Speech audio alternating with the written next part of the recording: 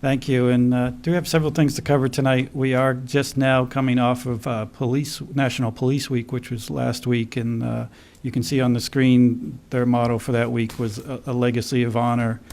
This week we have EMS Week and also Public Works Week.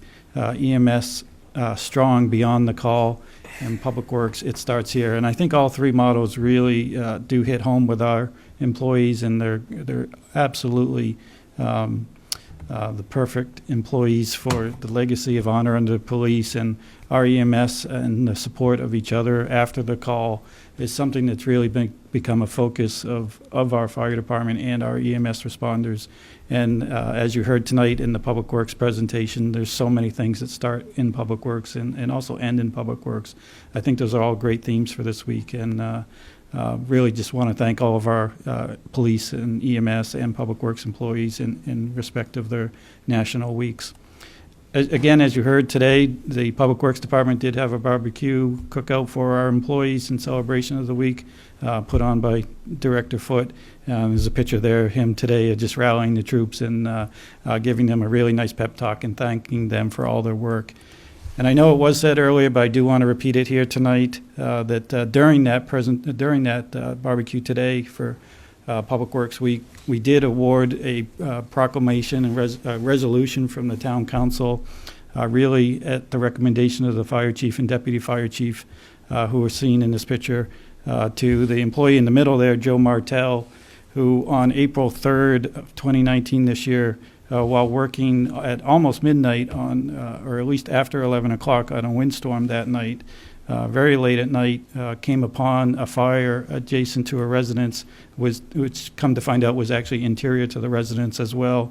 The occupant was fully asleep at the time. He knocked on the door, woke the resident, and the fire department credits Mr. Martell with the preservation of life and property for his immediate response. He also grabbed a fire extinguisher from his vehicle and kept the flames at bay until the fire department arrived. So certainly congratulate Mr. Martell for going above and beyond his duties as a Public Works employee. A few activities coming up. Tomorrow night is our Neighborhood Watch meeting. If anybody's interested, if you currently have a Neighborhood Watch program or are interested in creating one, there is a meeting tomorrow night at 6 p.m. at the Bedford Police Station. And if you have any questions about that, just give the police department a call tomorrow during the day. Last reminder from me is it's time to register your dog. Starting in June, there will be late fees applied, and then after June 21st, there's also a civil forfeiture fine of $25. So come in and see the town clerk or go online and register your dog. The sad news is tax bills will be mailed next week. It's that time of year, unfortunately, already. They always go out towards the end of May and will be due this year on July 1st, which is a Monday, July 1st, 2019. On May 26th, which is Sunday, is our 8th annual bicycle rodeo put on by the police department. It's always a great time, especially for youngsters with their bikes. It starts at 10 a.m. and goes till noon. There's great prizes there, including helmets for children who don't have them. And if you're interested, you can bring your bike and also join in the parade at 1 o'clock with the police department and ride your bike right along with the police officers. Following that bicycle rodeo, like I said, the parade is at 1 p.m. on Sunday, May 26th, sponsored by the town and our local VFW troop. So looks like we have a very great lineup again this year, and encourage everybody to come out and line the parade route, which is essentially County Road from the high school to McKelvey. Police Department Open House has been announced for June 4th from 6 to 8 p.m., and this is another great event in town. Along with the fire department event in the fall, these two events get tremendous turnout by families, and encourage anybody with youngsters, or if you're just interested in what the police department do, to come on out on June 4th. Opening day for the farmers market is June 11th from 3 to 6 p.m., continuing for the rest of the year at St. Elizabeth Seton Church parking lots.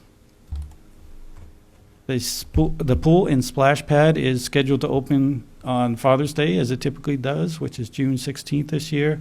Already getting calls about it, given some nice weather the last couple of days, but we can't open it until the kids are back from college and out of high school.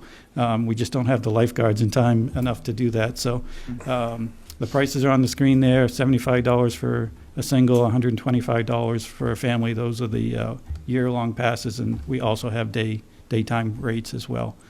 Certainly you can pick up those passes either at the pool or at the recreation department at the town office building.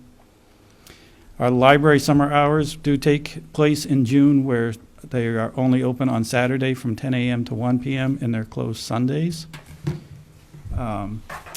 And I do want to announce we always have a tremendous turnout for our summer reading program. It has been announced it is open. You can sign up at this point in time online or in person at the library. It's from ages 0 to 12 is what they're recommending this year. Last year it was 3 to 12, so they've really expanded the program. Bedford's really advanced. Yeah, absolutely. So it's a great activity. They have prizes, crafts, and performances, and there's a really nice calendar already on the library website for all their missions. The program this year is a universe of stories, and it clearly appears to be focused on a lot of the space-type activities. And so certainly encourage you to go down and register and be part of that program. Just a few other events without graphics, but May 26th, which is Sunday of the parade, the library is closed. The following day, May 27th, is the day we all recognize and honor Memorial Day. The town office, library, transfer station will all be closed for Memorial Day. May 31st is a retirement celebration for Lieutenant Mark Shatney of the fire department. He's a 30-year employee of the town of Bedford, so we certainly wish him well in his retirement. Appreciate all his work for the past 30 years. He will certainly be missed within the fire department, and they are selling tickets to a retirement party event at bedfordfirefighters.com. We get a few questions about this, but June 8th is the high school graduation at 10 a.m. I announce it here just so that you can avoid Nashua Road at all costs if you're not involved in graduation on that Saturday morning. It is clearly a traffic generator and a lot of people being interested. I will tell you, you can also watch the graduation on BCTV, which is and certainly stream it as well on your computer. It's always very popular.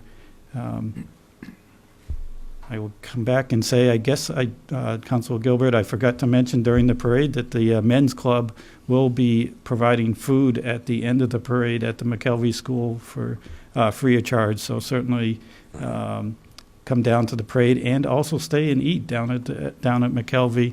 I'm sure the men's club will take any donations that you'd like to offer, but for the first time that I'm aware of, the men's club will be providing free food. So thank you for that. June 27th kicks off our summer concert series. We have had a few questions about that. That will be Manchester Community Music School, and we'll talk about that more as we get closer. But that is in the Bedford Village Common at 6 p.m. on the 27th. And then the 29th, also you heard earlier tonight, but is Household Hazardous Waste Day, 8:30 a.m. to 3 p.m., expanded hours this year at the Highway Garage, 19 Chubbuck Road.